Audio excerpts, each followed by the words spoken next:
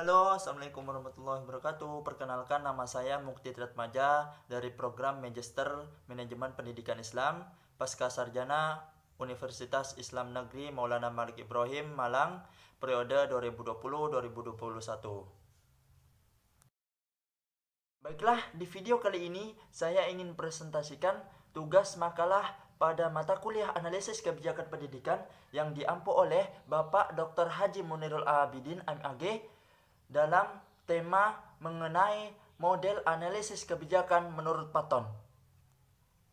Dengan tema model analisis kebijakan menurut Patton di sini, saya ingin membahas isi terkait pembahasan dalam makalah tersebut, yaitu yang pertama mengenai pengertian analisis kebijakan pendidikan, kemudian yang kedua lingkup analisis kebijakan pendidikan, kemudian yang ketiga metode analisis kebijakan pendidikan, kemudian yang terakhir yaitu proses dan model analisis kebijakan menurut Patton. Baiklah, selanjutnya saya akan membahas pengertian analisis kebijakan pendidikan. Sebagaimana dalam aspek kata analisis kebijakan pendidikan itu dibagi menjadi tiga, yaitu pengertian analisis sebagaimana dikutip oleh Luan Kali dalam bukunya itu menjelaskan bahwasanya analisis didefinisikan sebagai penyerapan, pengkajian, serta penggunaan informasi guna membuat kesimpulan. Kemudian pengertian analisis menurut Mangkuen Negara itu menjelaskan bahwasanya analisis didefinisikan sebagai prosedur melalui fakta-fakta yang berhubungan dengan setiap pengamatan yang diperoleh dan dicatat secara sistematis. Nah, dari pengertian analisis kemudian selanjutnya ini mengenai pengertian kebijakan. Pengertian kebijakan menurut Luang Kali itu menjelaskan bahwasanya ilmu tentang hubungan pemerintah dengan warga negara atau apa yang sesungguhnya dibuat oleh pemerintah secara real untuk warga negara. Kemudian pengertian kebijakan menurut Tangki Lisan itu menjelaskan bahwasanya kebijakan merupakan aktivitas pemerintah untuk memecahkan masalah di masyarakat baik secara langsung maupun melalui berbagai lembaga yang mempengaruhi kehidupan masyarakat. Nah, kemudian aspek yang terakhir yakni pengertian analisis kebijakan. Nah, pengertian analisis kebijakan menurut Dan itu menjelaskan bahwasanya analisis kebijakan adalah sesuatu aktivitas intelektual yang dilakukan dalam proses politik. Nah, kemudian pengertian analisis kebijakan menurut Winarno itu menjelaskan bahwasanya analisis kebijakan itu berhubungan dengan penyelidikan dan deskripsi sebab, akibat, dan konsekuensi-konsekuensi mengenai kebijakan. Setelah membahas mengenai pengertian analisis kebijakan, kemudian di sini saya akan membahas pembahasan yang kedua, yaitu mengenai ruang lingkup analisis kebijakan pendidikan. Nah, yang mana ruang lingkup di sini terdiri dari beberapa, yaitu yang pertama pengumpulan data statistik pendidikan. Kemudian yang kedua pengembangan kurikulum, kemudian yang ketiga sistem pengujian, kemudian yang keempat penelitian pendidikan dan kebudayaan, kemudian yang terakhir yaitu teknologi komunikasi pendidikan.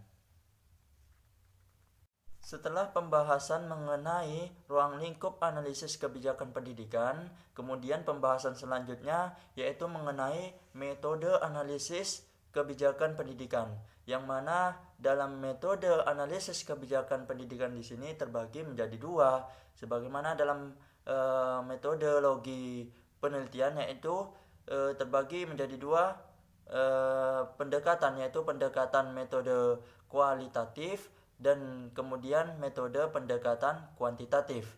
Nah, dalam metode analisis kebijakan di sini hampir dapat dipastikan bahwasanya dalam pendekatan analisis kebijakan itu seluruhnya bersifat kualitatif. Mengapa demikian? Karena dalam analisis kebijakan di sini pada dasarnya merupakan suatu proses pemahaman terhadap masalah kebijakan, sehingga proses pemahaman tersebut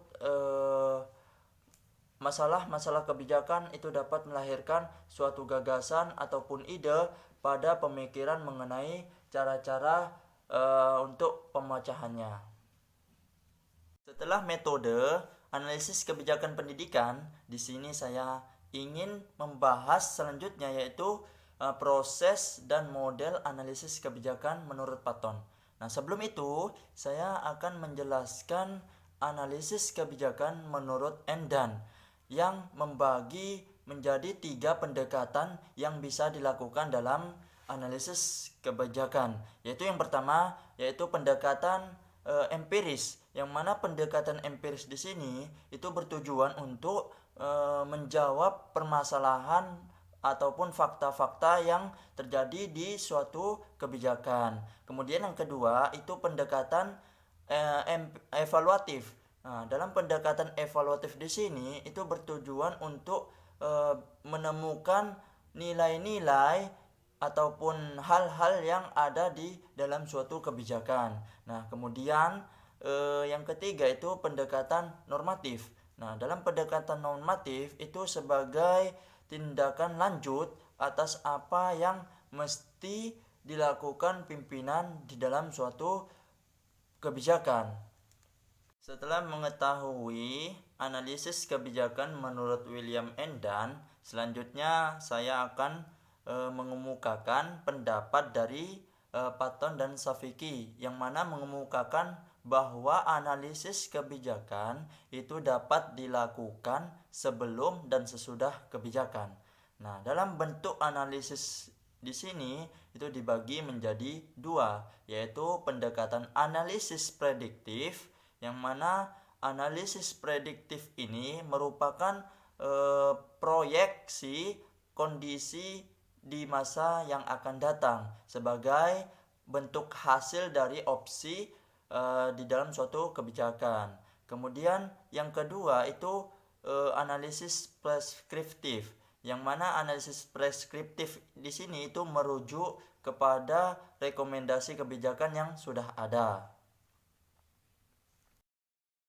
Baiklah, setelah menjelaskan mengenai bentuk analisis kebijakan, kemudian di sini saya akan menjelaskan mengenai basic policy analysis process.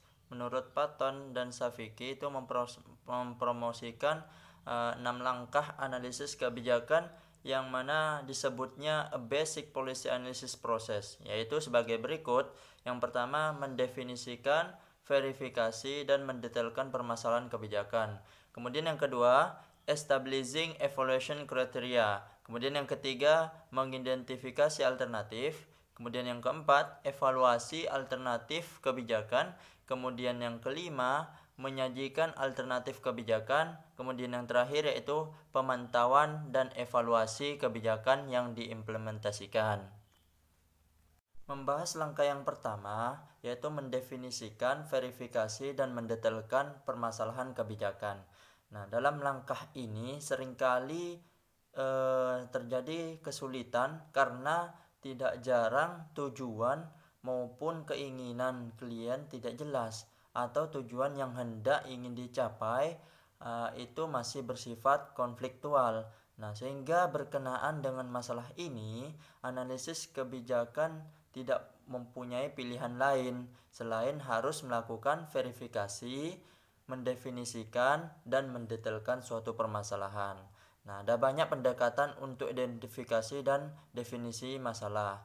2 metode yang banyak digunakan adalah yang pertama, pragmatic approach, yang digunakan apabila analisis kebijakan dihadapkan pada pertentangan bagaimana seharusnya suatu isu kebijakan ditangani sehingga pertimbangan dijatuhkan pada biaya yang paling rendah. Kemudian yang kedua itu social creation approach, yang digunakan apabila analisis kebijakan mencari ekspresi tersembunyi dari permasalahan sosial yang harus diatasinya. Nah, untuk mengklarifikasi permasalahan mengenai politik, maka Patton dan Savicki itu mempergunakan pendekatan menurut Meissner yang menghadapkan setiap isu politik pada pertanyaan tentang siapa aktornya, apa motivasinya, dan keyakinan aktor terhadap permasalahan, kemudian sumber daya yang dikuasai aktor. Kemudian yang terakhir, di mana lokasi pembuatan keputusan tersebut. Nah, maka Patton dan Savicki itu memberikan tip bagi analisis kebijakan yang bekerja sebagai political analysis, yaitu sebagai berikut. Yang pertama, yaitu menentukan apakah masalah yang jelas hanya gejala dari kontroversi besar. Kemudian yang kedua, itu pastikan suatu masalah itu dicari dan didasari terhadap masalah yang dikaitkan. Kemudian yang ketiga, itu memeriksa sumber informasi, kemudian memperbanyak data politik yang bersifat anekdot, bekas ataupun suatu yang jelas, kemudian digunakan sumber yang memungkinkan, kemudian dibuatkan pertanyaan sebagai validitas dan sensasional. Kemudian langkah yang kedua yaitu establishing evaluation criteria. Nah, dalam proses membuat kriteria evaluasi yang seringkali dilakukan itu terlalu canggih dan terlalu rumit sehingga memerlukan informasi yang begitu banyak yang tidak mungkin diperoleh dalam analisis kebijakan. Nah, maka untuk memahami pembuatan kriteria evaluasi ini perlu pertama-tama dibedakan beberapa konsep, yaitu goals adalah pernyataan yang dinyatakan secara formal dan luas tentang hal yang akan dicapai di masa depan. Kemudian objectives adalah pernyataan yang lebih konkret dan fokus tentang tujuan yang hendak dicapai. Biasanya dilengkapi dengan dimensi waktu dan target populasi yang menjadi kliennya. Kemudian kriteria ini merupakan pernyataan khusus tentang dimensi-dimensi sasaran. Sasarannya yakni objektifnya yang akan digunakan untuk mengevaluasi alternatif kebijakan atau program. Langkah yang ketiga yaitu mengidentifikasi alternatif. Nah, metode untuk mengidentifikasi alternatif ini dikelompokkan menjadi 5, yaitu yang pertama, analisis dan eksperimen yang diteliti menggunakan teknik pengumpulan dan klarifikasi pasif. Kemudian yang kedua, tidak ada analisis tindakan yang menggunakan teknik pengembangan tipologi-tipologi. Kemudian yang ketiga, survei cepat yang menggunakan teknik analogi, metafora, dan sinektik, sebuah teknik untuk melihat masalah lama dengan cara atau pendekatan yang baru. Nah, kemudian yang keempat, tinjauan pustaka yang menggunakan teknik gagasan pokok. Nah, kemudian yang kelima yaitu perbandingan pengalaman dunia nyata yang menggunakan teknik perbandingan dengan suatu yang ideal. Kemudian langkah yang keempat yaitu evaluasi alternatif kebijakan. Nah, langkah ini khusus digunakan untuk kebijakan yang akan diambil ataupun diperkenalkan dalam menentukan alternatif kebijakan permasalahan dan evaluasi. Kemudian langkah yang kelima yaitu menyajikan alternatif kebijakan. Nah, menurut Patton dan Savicki itu menegaskan bahwa proses analisis kebijakan merupakan evaluasi alternatif kebijakan dari sisi teknis, ekonomi, dan politik yang dikaitkan dengan implementasinya. Masalahnya adalah alternatif kebijakan apa yang harus disajikan. Nah, masalah menetapkan alternatif kebijakan bertemu dengan sejumlah tantangan. Nah, dari semua model yang disarankan oleh Patton dan Savicki adalah model Goeller, khususnya jika pengambilan keputusan lebih dari satu orang.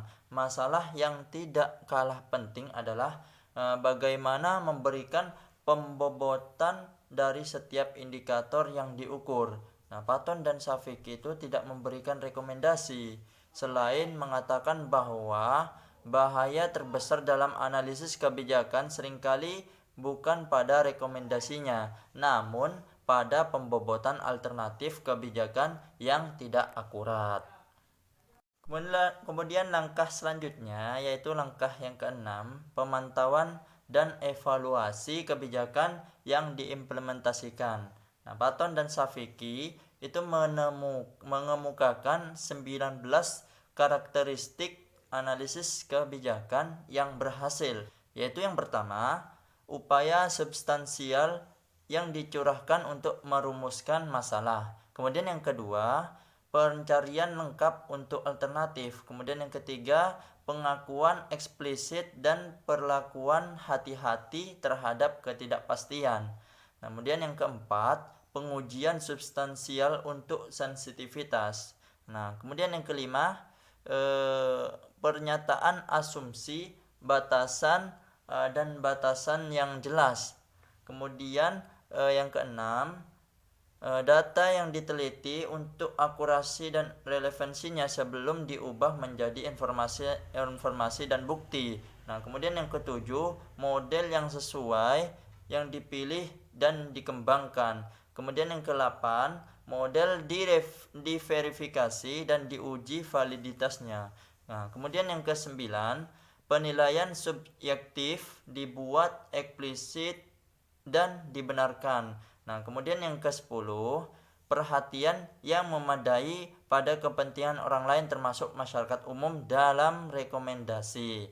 Nah, kemudian yang ke-11 yaitu laporan tertulis sehingga temuan dapat digunakan untuk memikirkan masalah lebih lanjutnya. Kemudian yang 12, setidaknya rencana implementasi awal. Nah, yang ke-13, kemudian pengakuan eksplisit terhadap lingkungan, generasi mendatang, dan kelompok kepentingan yang mungkin terkena dampak negatif. Kemudian yang ke-14, memperhatikan pertanyaan tentang ekuitas dan cara untuk memberi kompensasi kepada yang kalah.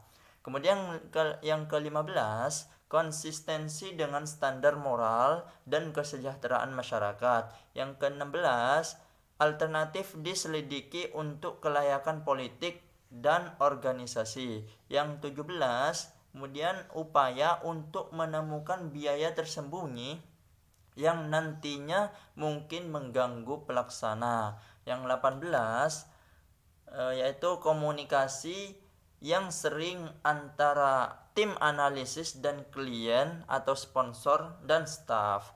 Kemudian yang terakhir, yang ke-19, yaitu dokumentasi dan justifikasi pekerjaan yang ekstensif. Nah, dari pemaparan yang saya jelaskan dari awal, maka sekarang saya akan menjelaskan kesimpulan dari makalah yang saya jelaskan, yaitu bahwa analisa atau analisis adalah penyelidikan terhadap suatu peristiwa seperti karangan, perbuatan, kejadian, ataupun peristiwa untuk mengetahui keadaan yang sebenarnya, sebab musabab atau duduk perkaranya. Nah, sedangkan kebijakan itu merupakan suatu rangkaian alternatif yang siap dipilih berdasarkan prinsip-prinsip tertentu. Nah, kemudian ruang lingkup kegiatan analisis kebijakan pendidikan meliputi pengumpulan data statistik pendidikan, pengembangan kurikulum, sistem pengujian, penelitian pendidikan dan kebudayaan, teknologi komunikasi pendidikan, serta pengembangan analisis kebijakan pendidikan dan kebudayaan. Nah, kemudian secara metodologis, analisis kebijakan dapat dibedakan menjadi dua bagian besar, yaitu metodologi kuantitatif dan metodologi kualitatif. Nah, kemudian lanjutan, menurut Patton dan Savicki mengemukakan bahwa analisis kebijakan itu dapat dilakukan sebelum dan sesudah kebijakan. Nah, kemudian Patton dan Savicki mempromosikan 6 langkah analisis kebijakan yang disebutnya Basic Policy Analysis Process, yaitu mendefinisikan, verifikasi, dan mendetailkan masalah kebijakan, kemudian establishing evaluation criteria, kemudian mengidentifikasi alternatif, kemudian evaluasi alternatif kebijakan, kemudian menyajikan alternatif kebijakan, serta pemantauan dan evaluasi kebijakan yang diimplementasikan. Jadi cukup sekian yang saya jelaskan dalam presentasi kali ini. Bila mana ada yang ingin dipertanyakan, silahkan klik komentar di bawah ini untuk pertanyaan-pertanyaannya, dan jangan lupa subscribe my channel, kemudian like dan share. Semoga ini menjadi ilmu yang bermanfaat bagi kita semuanya. Cukup sekian dari saya. Wassalamualaikum warahmatullahi wabarakatuh.